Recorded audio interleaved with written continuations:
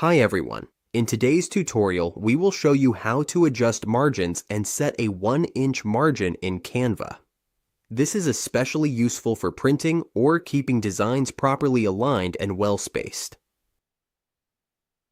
On the Canva dashboard, the first thing we need to do is click on File, then go to Settings. Here, we just need to click Show Margins. As we can see, it is not yet a 1-inch margin. Now, we will add a ruler guide so we can adjust the margin. We will click File again, then Settings, and go to Rulers and Guides.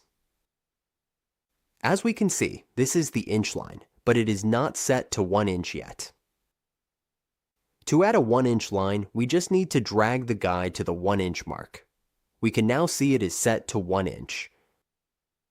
We will do the same on the right side so that we have a 1-inch margin there as well. We will use the 690 mark, since the width of this design is 690.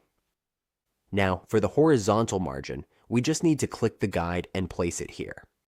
Then, on the bottom, we will add the margin again and place it around the 700 mark. And that is how we adjust and set a 1-inch margin in Canva.